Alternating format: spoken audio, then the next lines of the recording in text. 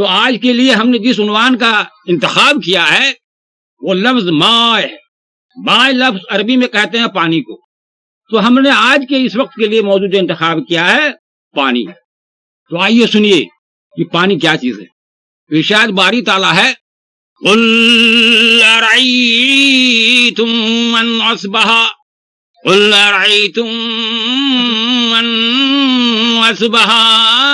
مَاؤُكُمْ غَوْرًا فَمَنْ يَأْتِيكُمْ بِمَاءٍ مَّعِينٍ۔ اس آیت مقدسہ کو ایک استاد اپنے شاگرد کو رٹا رہے تھے، حفظ کروا رہے تھے، اور اس کا خلاصہ ترجمہ اس کو سمجھا رہے تھے۔ تو اس کا ترجمہ یہ ہے کہ یہ زمین کے اندر جو صاف و شفاف بہتا ہوا پانی ہے، جس پانی کو نکال کر کنویں سے یہ پین سے تم لوگ پیتے ہو، اگر یہ پانی زمین کے اندر چلی جائے، یہ اللہ تبارک تعالیٰ اس پانی کو غائب کر دے، تو پھر کون ایسا ہے جو اس پانی کو زمین میں واپس لائے؟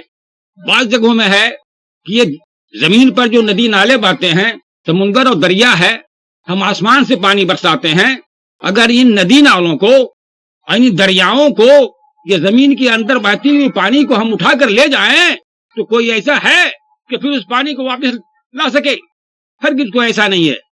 لہذا جب وہ اپنے شاگرد کو یہ بات سمجھا رہے تھے، اس کی تشریح کر رہے تھے، تو اسی مجلس میں ایک بے دین مشرک بھی بیٹھا ہوا تھا جو بہت ہی دولت مند و مغرور تھا، اور اکثر کلام اللہ کے ساتھ، اس کے رسول کے ساتھ ٹھٹھا کیا کرتا تھا۔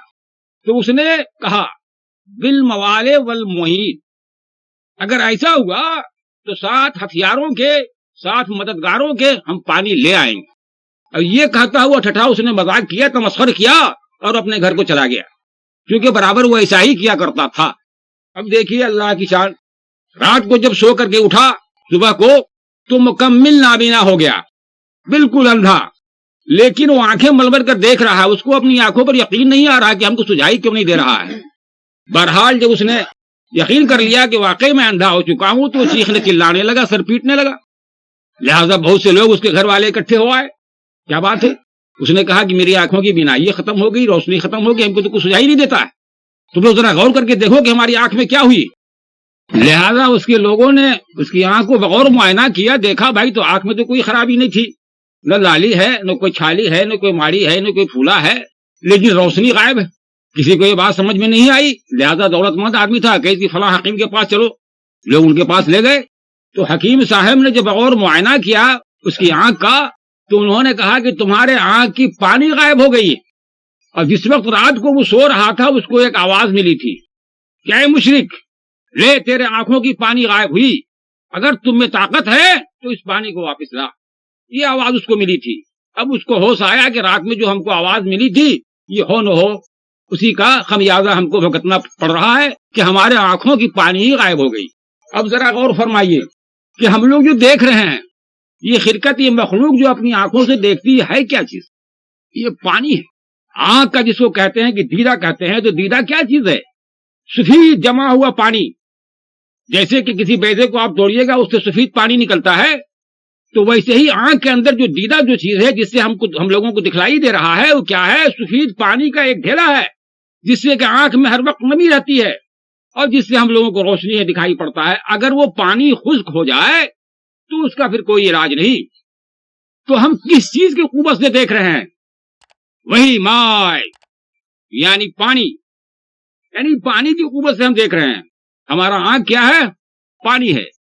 یہی نہیں، ذرا اور غور فرمائیے کہ پانی ہے کیا چیز۔ واقعی اگر اللہ تبارک تعالیٰ پانی کو زمین سے اٹھا کے لے جائے تو کون ایسی قوت ہے پھر اس کو واپس لا سکے؟ یہ ہماری آنکھوں کی پانی غائب ہو جائے تو کون ایسی ہے جو پھر اس کو واپس لا سکے؟ ہم جو چل پھر رہے ہیں، بول رہے ہیں، تو کس طاقت سے بول رہے ہیں؟ ارے ہمارے جسم کی رگ رگ میں خون کے اندر پانی دوڑ رہا ہے، صرف 10% خون ہے، اب بقیہ پانی ہے، یعنی سارے جسم میں پانی ہی پانی بھرا ہوا ہے۔ یہ پانی کی قوت سے ہماری جسمانی طاقت و توازن ہے۔ تو گویا پانی کے بدولت ہم کھڑے ہیں، اب سب کام کر رہے ہیں۔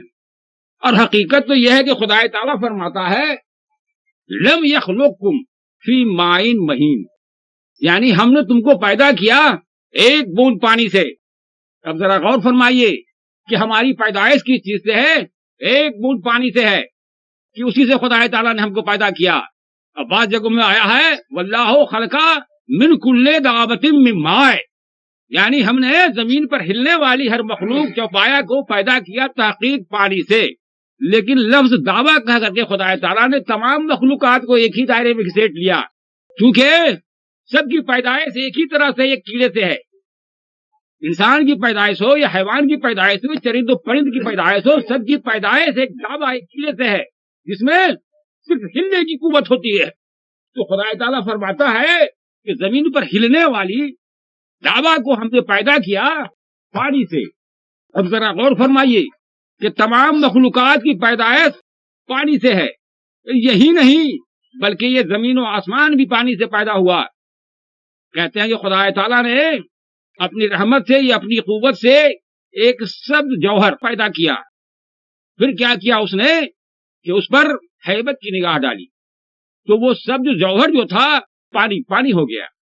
تب اس نے کیا کیا کہ اس پر قہر کی نگاہ ڈالی، اس پر آگ کو معین کیا، بس وہ پانی کھولنے لگا۔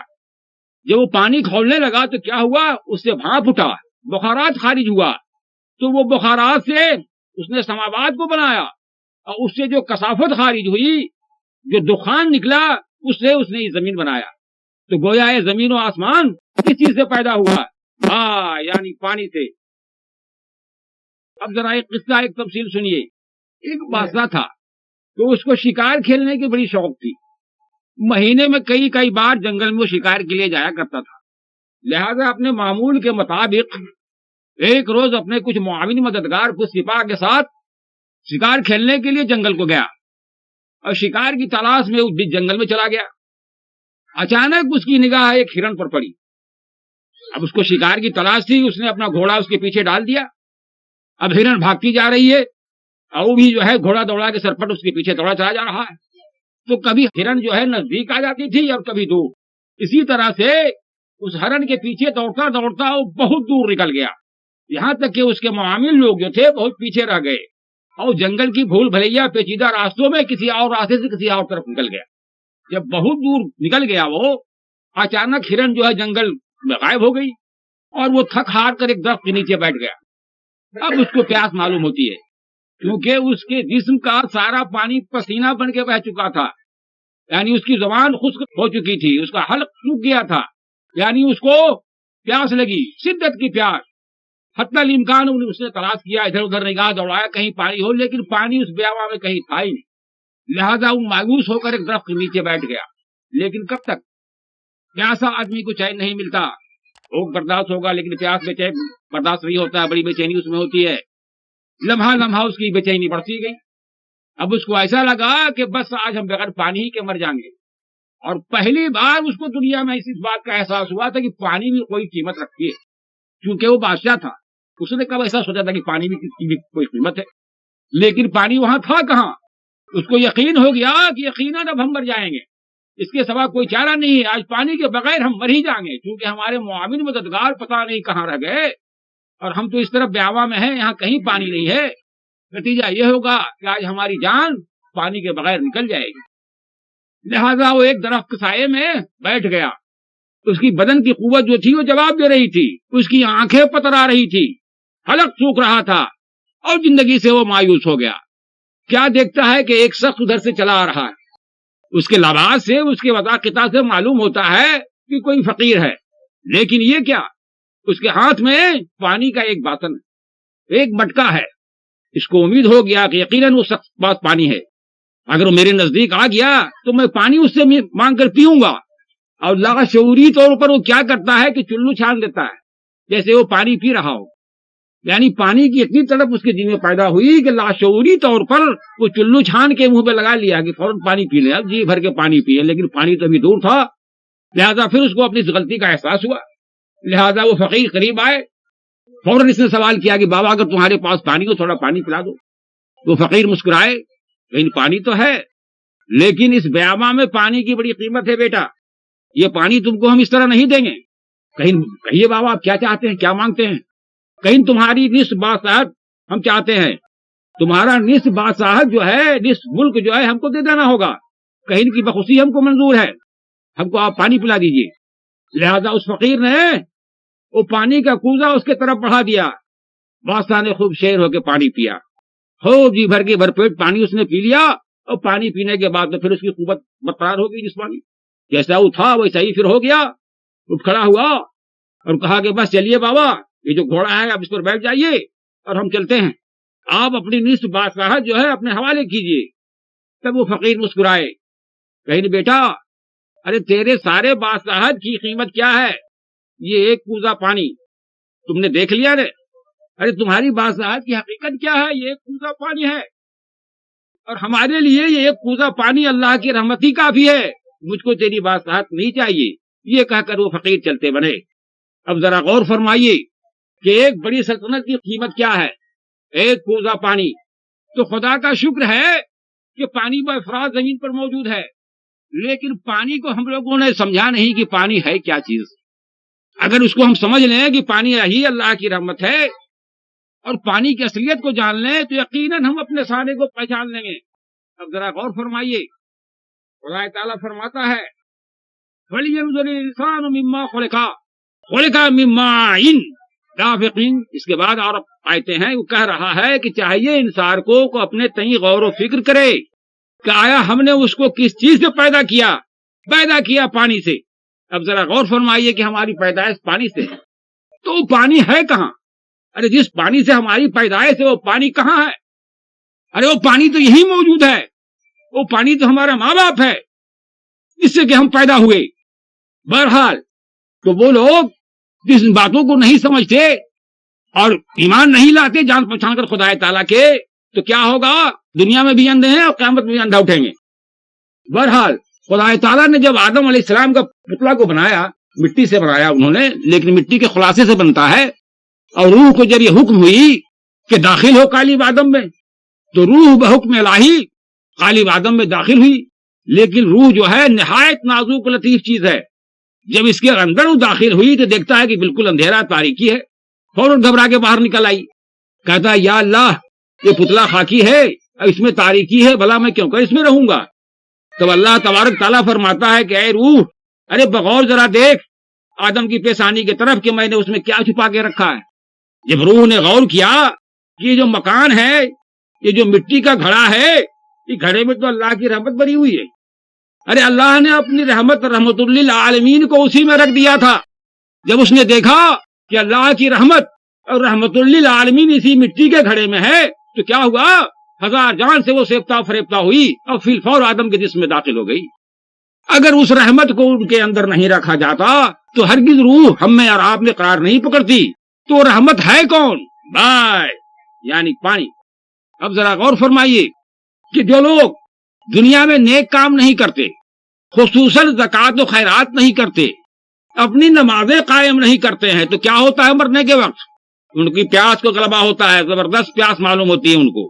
خدا تعالیٰ فرماتا ہے، یہ بات قرآن میں جو میں کہہ رہا ہوں، کہ ایسے لوگوں کو کیا ہوتا ہے؟ موت کے وقت بڑی زبردست پیاس محسوس ہوتی ہے کہ ان کا جی چاہتا ہے کہ اگر پانی ان کو پلایا جائے تو گھڑے کا گھاڑی پانی پی جائیں، کنواں کا کنواں پانی پی جائے، لیکن ان کو تصفی نہیں ہوگا، اور پیاسے ہی ان کی موت ہوتی ہے۔ اور کیا ہوتا ہے کہ فرشتے ان کی املاک پر جو ان کی دولت ہے اسی سے اس کے پشت پر مہر کر دیتے ہیں، یہ لو تم اس کو اپنا پاس رکھو، اب ہمیں اس کی ضرورت نہیں ہے۔ اور کیا ہوگا؟ قیامت کے دن ایسے لوگ جنہوں نے خدا تبارک تعالیٰ کو، اللہ تبارک تعالیٰ کو پہچان کے ایمان نہیں لایا، جس نے محمد صلی اللہ علیہ وسلم کو پہچان کے دنیا میں ایمان نہیں لایا، کیا ہوگا؟ قیامت کے دن پیاسے اٹھیں گے، گوروں سے گٹ گٹ نکلیں گے، ان پر پیاس کا غلبہ ہوگا، سخت پیاس کا غلبہ ہوگا۔ اور کیا ہوگا؟ مجبوراً وہ کیا کریں گے کہ دوزخیوں کے لہو جسم سے جو لہو اور پیپ نکلے گا اس کو چاہتے گے کہ شاید ہماری پیاس بجھ جائے، لیکن اسے تو پیاس بجھنے کی نہیں۔ یا کیا ہوگا؟ بہت کھولتا ہوا گرم پانی ہوگا جو مجبوراً اس کو پینا پڑے گا۔ بہرحال جب یہ کیفیت گزرے گی، اب کہتے ہیں قیامت کا جو ایک دن حساب کتاب کا ہے وہ دنیا کے حساب سے 50,000 سال کے برابر ہے، 50,000 سال کے برابر ہوگا وہاں کا ایک دن، قیامت کا دن۔ ذرا غور فرمائیے کتنی مصیبت وہاں ہوگی۔